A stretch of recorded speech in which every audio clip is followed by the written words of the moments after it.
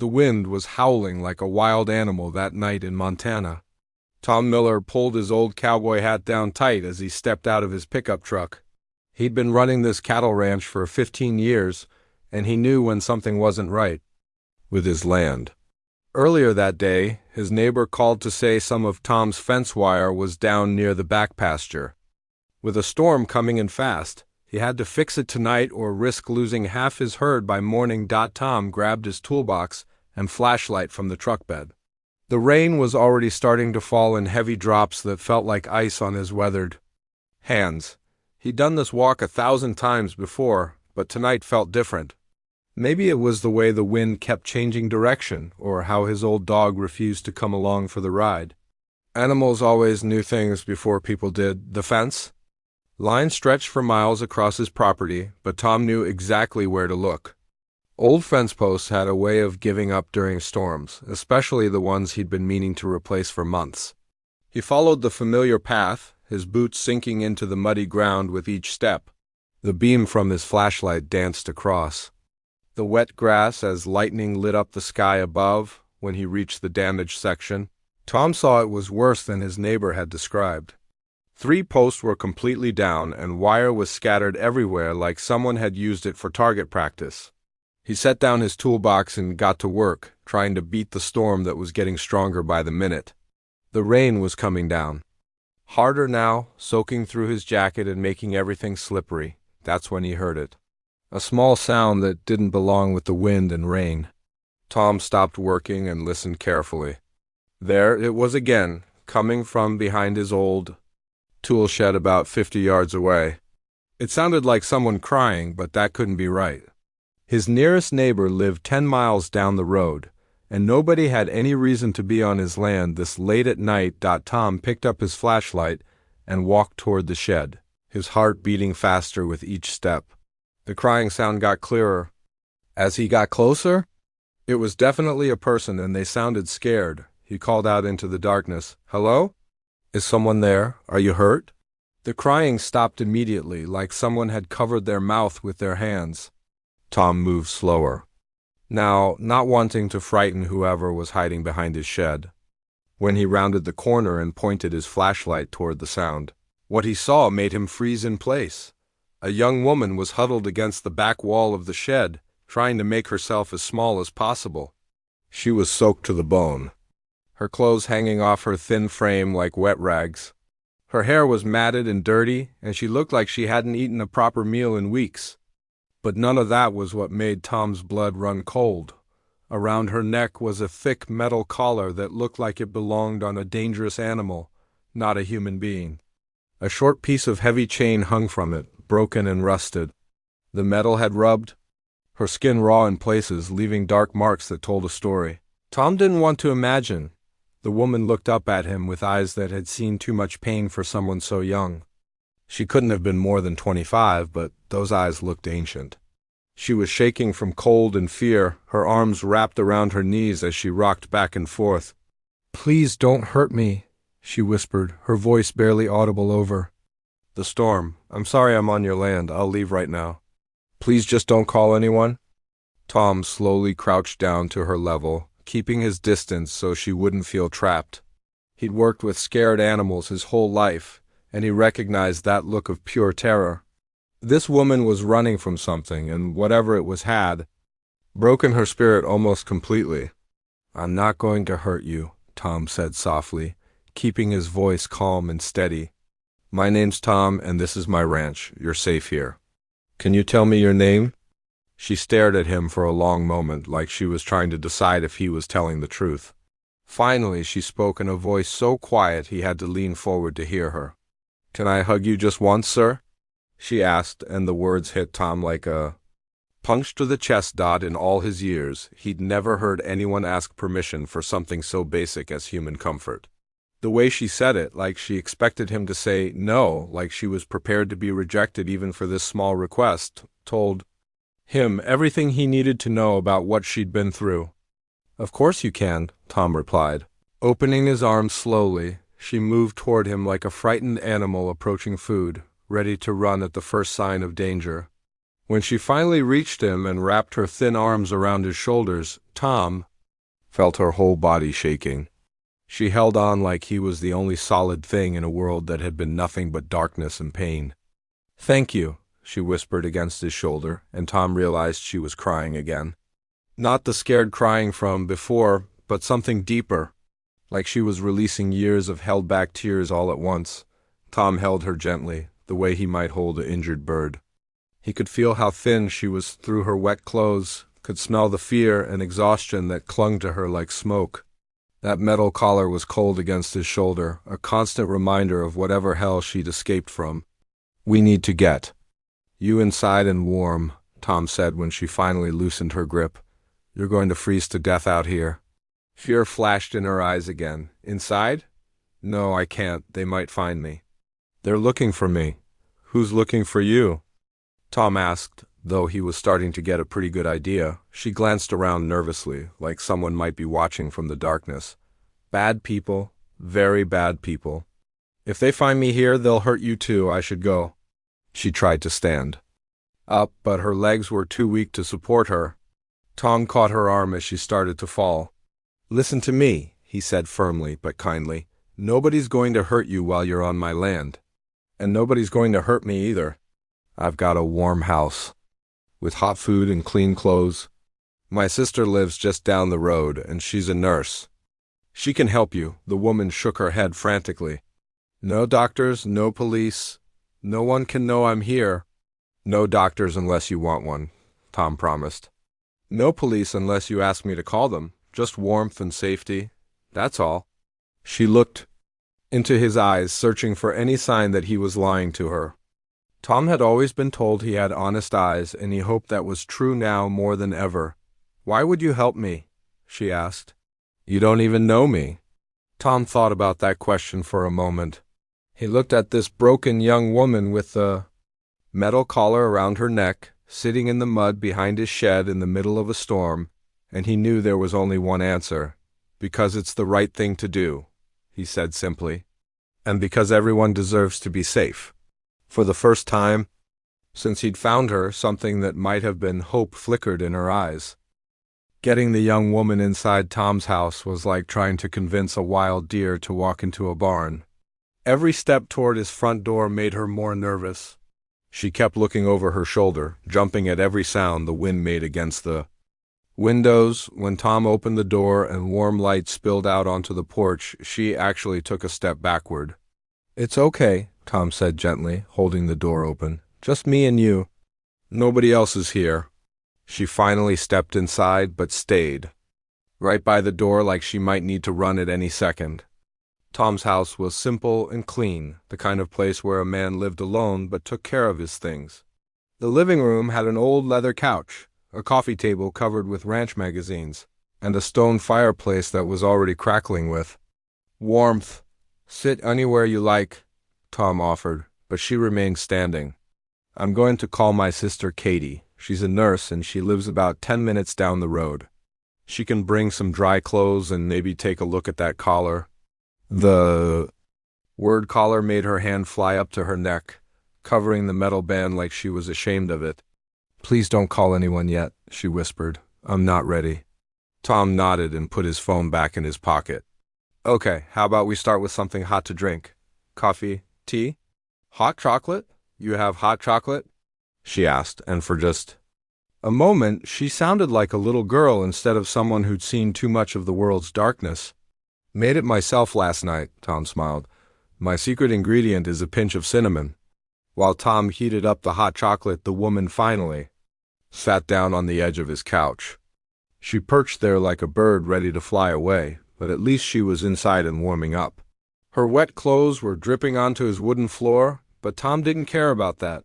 He'd mopped up worse things than rainwater when he brought her the steaming mug. Her hands shook so badly she almost dropped it. Tom gently wrapped his own hands around hers to steady the cup, and she looked up at him with surprise. "Nobody's hurt you here," he said quietly. "Nobody's going to hurt you here." She took a small sip and closed her eyes like it was the best thing she'd ever tasted. "I haven't had hot chocolate since I was 12, she said, then immediately looked like she regretted sharing that information. "What's your name?" Tom asked, settling into his old recliner across from her. He kept his distance, not wanting to crowd her. She was quiet for so long that Tom thought she wasn't going to answer. Finally, she said, "They called me different things, numbers mostly, but before everything, my name was Lily." Tom felt his heart break a little more. "Lily's a beautiful name. It suits you." Lily took another sip of hot chocolate and seemed to relax slightly. The warmth from the fireplace was drying her hair, and Tom could see that underneath all the dirt and fear, she was actually quite pretty. But more than that, he could see she was strong. Whatever she'd been through hadn't completely broken her, or she never would have found the courage to escape. "How long have you been running?" Tom asked carefully. 3 days, Lily said. "Maybe 4. Time gets mixed up when you're scared all the time. Where did you come from?" Lily's grip tightened. "On the mug. I don't know exactly. They moved us around a lot. Different places, different rooms. Always locked up, always watched." She touched the collar again. "This was so we couldn't forget who owned us." Tom had to take a deep breath to keep his anger under control.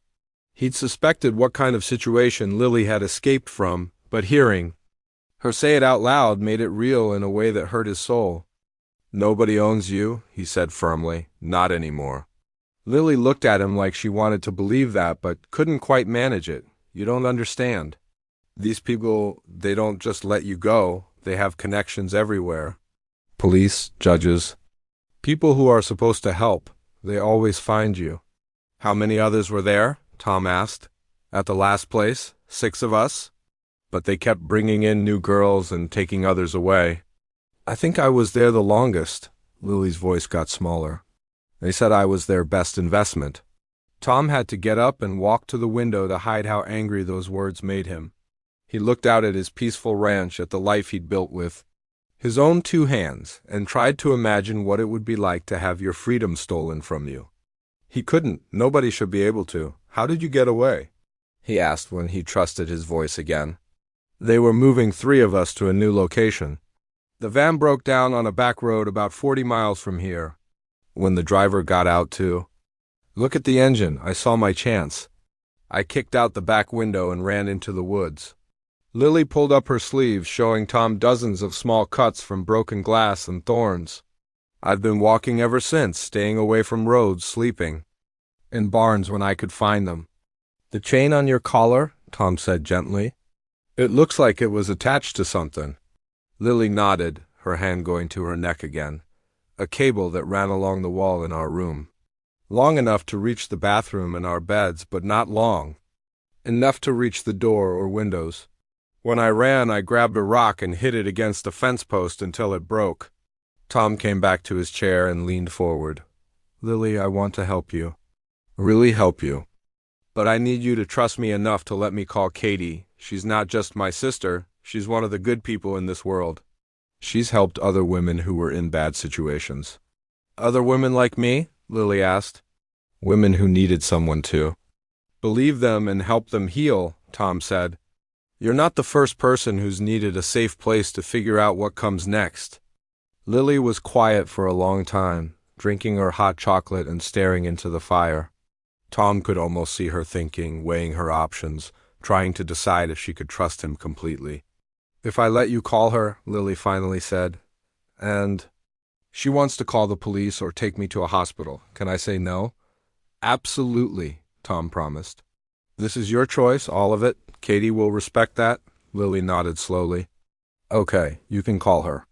Tom made the call, stepping into the kitchen, so Lily could hear everything he said. "Katie? It's Tom.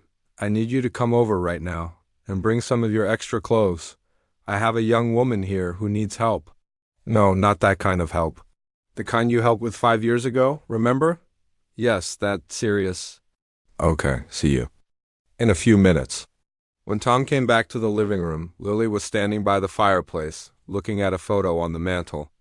It showed Tom and a woman with kind eyes and graying hair. "That's Katie," Tom said. "She's been taking care of people her whole life. She took care of me when our parents died, and she's been taking care of half the county ever since. She looks nice," Lily said, and Tom could hear the hope in her voice. She is nice, Tom replied, and she's going to help us figure out how to get that thing off your neck. For the first time since he'd found her, Lily actually smiled. 2 weeks had passed since that stormy night when Tom found Lily behind his shed. In those 14 days, something beautiful had started to happen.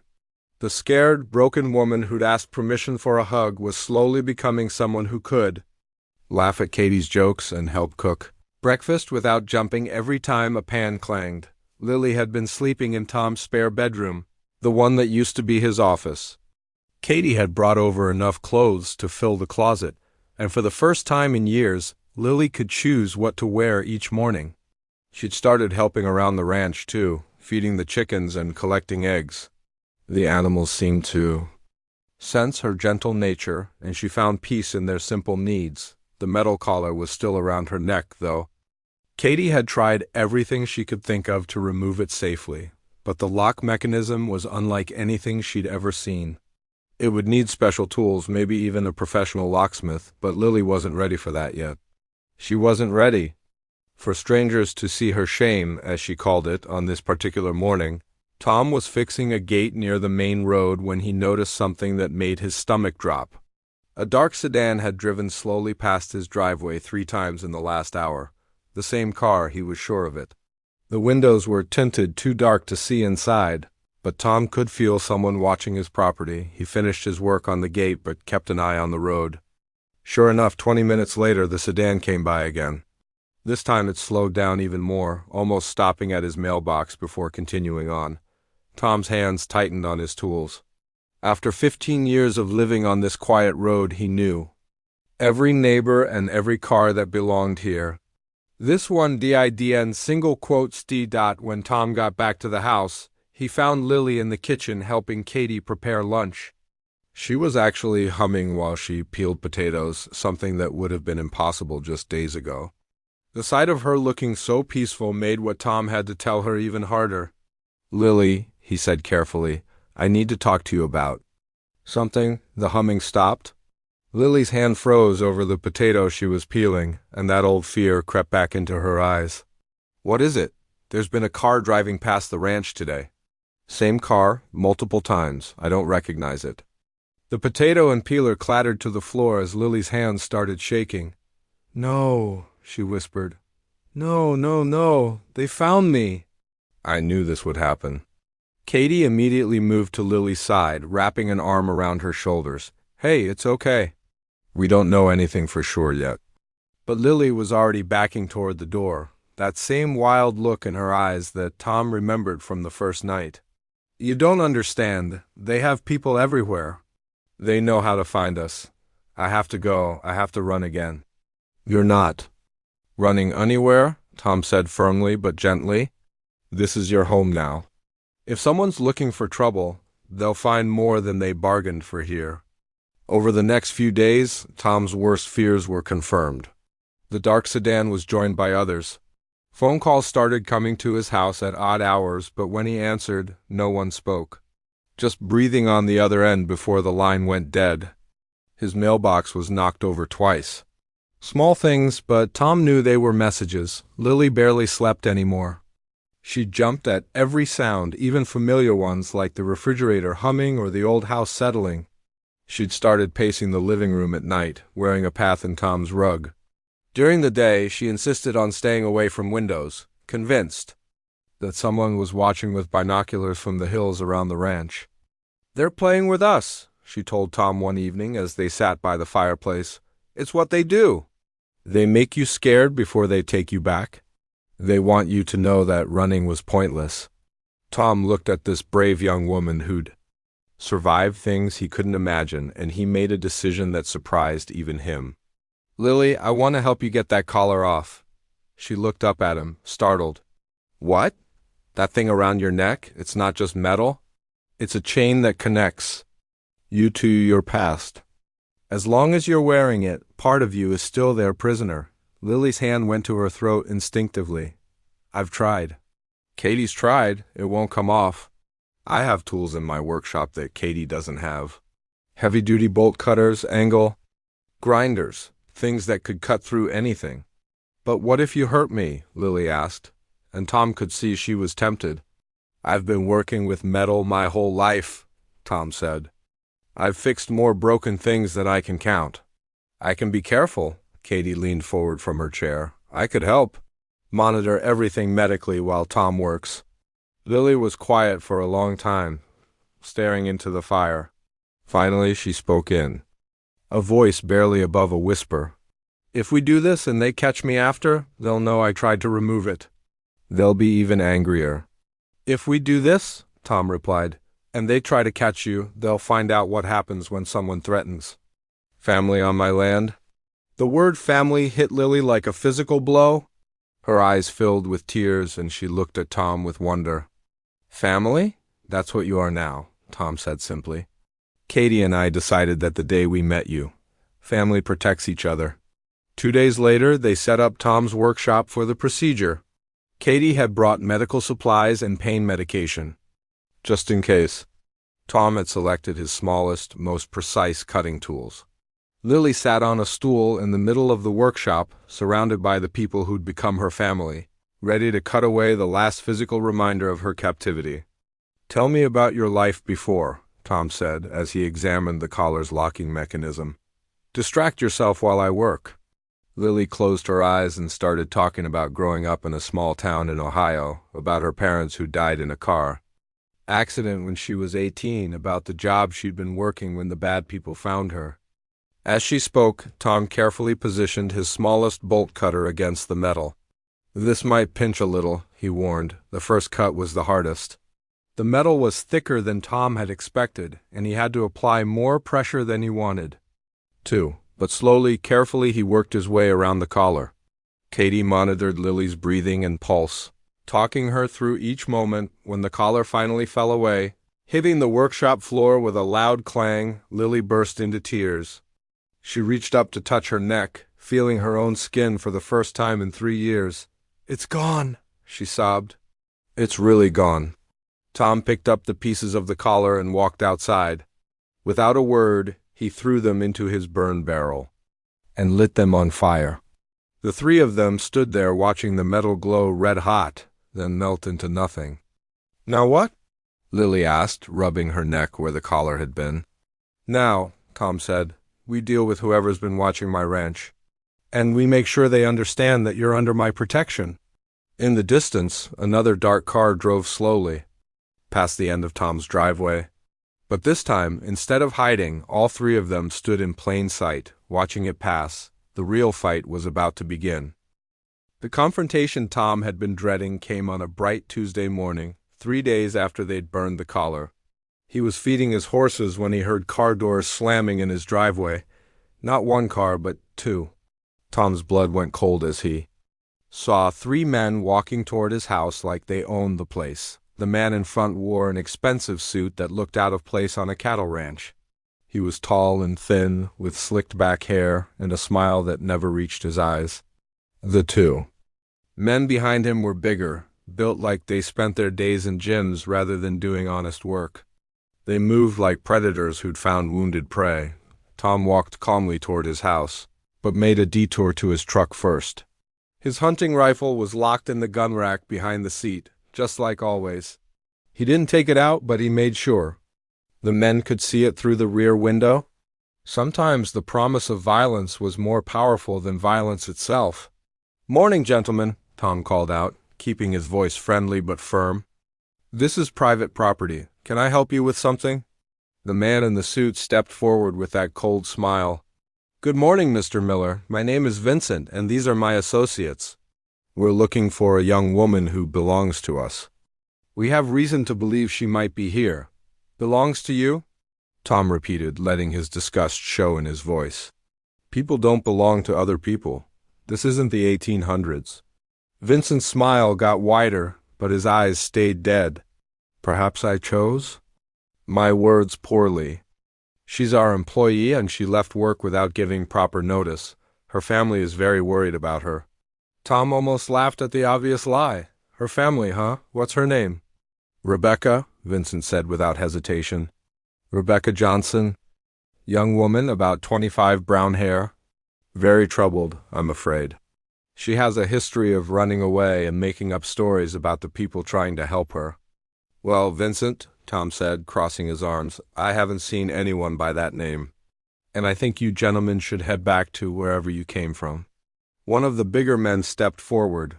We'd like to search your property, just to be sure. Won't take long? You got a warrant? Tom asked. Vincent reached into his jacket and pulled out some official-looking papers. As a matter of fact, we do. Rebecca is mentally unstable and considered a danger to herself. These documents give us the authority to search for her and bring her back to the facility where she can get proper care. Tom looked at the papers without touching them. They looked real enough, with stamps and signatures in all the right places. But Tom had lived long enough to know that people with enough money could make almost anything look official. Even if those papers are real, Tom said, they don't give you the right to search my house without my permission. This is Montana, not whatever city you crawled out of. The tension was getting thicker by the minute. Tom could see the bigger men getting restless, shifting their weight like they were getting ready to move. Vincent's smile was starting to crack around the edges. That's when Tom heard his front door open behind him. His heart sank as he turned to see Lily stepping out onto the porch. She'd been hiding in the root cellar, but apparently she'd heard the voices and come to see what was happening. The change in Vincent was immediate. His fake smile disappeared completely, replaced by something hungry and dangerous. There she is, he said softly. Hello, Rebecca. We've been looking everywhere for you. Lily stood frozen on the porch like a deer caught in headlights. All the progress she'd made over the past few weeks seemed to disappear in an instant. She looked small and fragile again, the way she had that first night in the storm. I'm not Rebecca, she said, but her voice was barely a whisper. Of course you are, Vincent said, starting to walk toward the porch. You're confused, sweetheart. That happens sometimes when you don't take your medication. But don't worry, we're going to take you home now. Tom stepped between Vincent and the porch, his hand resting on his belt buckle just inches from where he kept his knife. That's close enough. Mr. Miller, Vincent said, his voice taking on a threatening tone, you're interfering with official business. That's a crime. What's a crime? Tom replied. Is whatever you people did to that young woman to make her so scared of you. In the distance, Tom heard the sound he'd been hoping for. A truck was coming up his long driveway, kicking up dust as it moved fast. Tom allowed himself a small smile as he recognized the vehicle. Sheriff Dan Bradley was right on time. Tom had called Dan the night before, after they'd burned the collar. Don was one of the good ones, a man who'd grown up in these parts and knew the difference between right and wrong. More importantly, he was Tom's friend, and he'd promised to keep an eye on the ranch. The sheriff's truck pulled up behind the two sedans, effectively blocking them in. Don got out slowly, his hand resting casually on his gun. He was a big man with graying hair and the kind of presence that made troublemakers think twice about causing problems. Morning, Tom, Don said casually. Heard you might have some visitors? Sheriff. Bradley, Vincent said, immediately switching back to his fake friendly voice. Perfect timing. We're here on official business, collecting a missing person. He held out his papers again. Don took the documents and examined them carefully. Tom could see him reading every word, checking every signature. Finally, Don looked up at Vincent with the kind of stare that had convinced many criminals to confess over the years. These papers are interesting, Don said slowly. They're signed by a judge in Nevada. Problem is, we're in Montana. Nevada judges don't have authority here, Vincent's face darkened. Those are federal documents. They're valid anywhere in the United States. Well then, Don said, pulling out his phone, you won't mind if I call the federal marshal's office to verify that. Should only take a few minutes? The two bigger men looked at each other nervously. Vincent's jaw tightened like he was grinding. His teeth, that won't be necessary, Sheriff. We'll handle this through proper channels. I think that's best, Don agreed. In the meantime, I'm going to have to ask you gentlemen to leave Mr. Miller's property. If you have legitimate business, here, you can come back with proper Montana paperwork. Tom watched Vincent's face carefully. He could see the man calculating, trying to figure out if he could push this situation further without causing more problems for himself. Finally, Vincent nodded to his men. "This isn't over," Vincent said quietly, looking directly at Tom. "Rebecca belongs with us, and we always collect what belongs to us. Her name is Lily," Tom said firmly, "and she belongs with people who care about her, not people who put metal collars around her neck." Vincent's eyes widened slightly at the mention of the collar. He hadn't expected Tom to know about that. "You have no idea what you're getting yourself into, cowboy." "Try me," Tom replied. The three men walked back to their cars, but not before. Vincent took a long look at Tom's house like he was memorizing every detail. Don waited until they were gone before walking over to where Tom and Lily stood. "You okay, miss?" Don asked Lily gently. Lily nodded, though she was still shaking.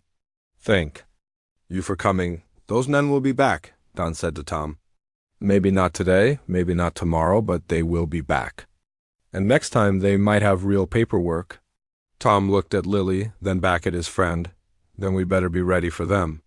Dan nodded grimly. "I'll keep extra patrols in this area. And Tom, you might want to think about getting some security cameras for the ranch." As Don drove away and the dust settled, Tom put his arm around Lily's shoulders. She was safe for now, but they all knew this was just the beginning of a much bigger fight. 6 months had passed since that terrifying morning when Vincent and his men had come to Tom's ranch. 6 months of healing, growing, and learning what it meant to be truly free. Lily stood at the kitchen window watching Tom repair a fence in the far pasture, and marveled at how different her life had become. The immediate threat had ended 3 weeks after Vincent's visit, when FBI agents knocked on Tom's door. Not to arrest anyone or cause trouble, but to thank them. It turned out that Sheriff Don had done more than just run patrols around the ranch. He'd also made some phone calls to federal authorities, sharing his suspicions about the men with fake papers and expensive suits the FBI had been tracking Vincent's organization for 2 years, but they'd never been able to get close enough to gather real evidence. Lily's testimony, combined with the information she could provide about locations and other victims, had given them exactly what they needed. Within weeks, coordinated raids across 4 states had shut down the entire network. Lily remembered the day Agent Rodriguez had come to tell them the news. 12 other women were rescued, she'd said, sitting in Tom's living room with a cup of Katie's coffee. 12 women who are free because you were brave enough to speak up. That had been the moment when Lily finally understood that her escape hadn't just saved herself. It had saved others too. The guilt she'd carried about leaving the other women behind started to lift, replaced by something she'd never felt before, pride in her own courage. The legal proceedings had taken months. Lily had to travel to testify in 3 different states, facing judges and juries and defense attorneys who tried to make her look like a liar. But Tom and Katie had been with her every step of the way, sitting in courtrooms and holding her hand. When the questions got too hard to answer, Vincent himself had been sentenced to 25 years in federal prison. The 2 men who'd been with him that day got 15 years each. But more importantly, the entire organization had been dismantled. No more women would suffer the way Lily had suffered. Now, as she watched Tom work in the distance, Lily could hardly believe how much she'd changed. The scared, broken woman who'd asked permission for a hug was gone, replaced by someone who could laugh freely, speak her mind, and most importantly, make her own choices about everything from what to eat for breakfast to how to spend her days. She'd started working with the horses, something that had begun as simple therapy but had grown into real skill. Tom had taught her everything he knew about caring for animals, and she discovered she had a natural gift for it. The horses seemed to sense her gentle nature and responded to her touch in ways that amazed even Tom. Last month she'd helped deliver a foal when the veterinarian couldn't make it in time. She'd stayed up all night with the mare, talking softly and keeping her calm, until the beautiful baby horse finally arrived healthy and strong. Tom had found them both asleep in the stall the next morning, the foal curled up next to Lily like she was family. "You're a natural," Tom had said, and Lily had felt her heart swell with pride. But it wasn't just her relationship with animals that had grown. Her friendship with Tom had deepened into something neither of them had expected. It had happened gradually. So slowly that Lily couldn't pinpoint exactly when she'd stopped seeing him as her rescuer and started seeing him as something more, maybe. It was the way he always asked her opinion before making decisions about the ranch, treating her like an equal partner instead of a guest who might leave at any time. Maybe it was how he'd learned to make pancakes shaped like horses because they made her smile. Or maybe it was simply the way he looked at her, not with pity or sympathy, but with genuine affection and respect. Tom had been patient, never pushing, never asking for more than she was ready to give. He'd let her set the pace for everything, from the first time she'd reached for his hand. While they sat watching television to the evening last week when she'd kissed him goodnight for the first time, Katie had seen it coming long before either of them admitted it. "You two are perfect for each other," she'd said one afternoon while she and Lily worked in the garden. "You both know what it's like to be alone, and you both know how to take care of things that are important to you." The changes in Lily went deeper than just her feelings for Tom, though. She'd started taking college courses online, working toward a degree in veterinary medicine. The woman who'd once been told she was worthless was now dreaming of becoming a doctor for animals. Tom had set up a computer in the spare bedroom, and Lily spent hours every day studying anatomy and physiology and animal behavior. "I want to help animals the way you helped me," she'd told Tom one evening as she worked on an assignment about equine nutrition. "I want to be someone who makes things better instead of someone things happen to." Tom had looked at her with so much pride that Lily had felt like she might burst from happiness. She'd also started speaking at conferences and support groups, sharing her story with other survivors and law enforcement officials. It was hard work, reliving the worst parts of her past, but it was also healing. Every time she saw recognition in another woman's eyes, every time someone thanked her for giving them hope, Lily felt stronger. The ranch itself had become something special too. Word had gotten out about what Tom and Katie had done for Lily, and other people had started reaching out. They'd turned the old bunkhouse into a temporary shelter for women who needed a safe place to stay while they figured out their next steps. It wasn't anything official or organized, just neighbors helping neighbors the way rural communities had always done. Last month, they'd helped a young mother who'd escaped from an abusive husband.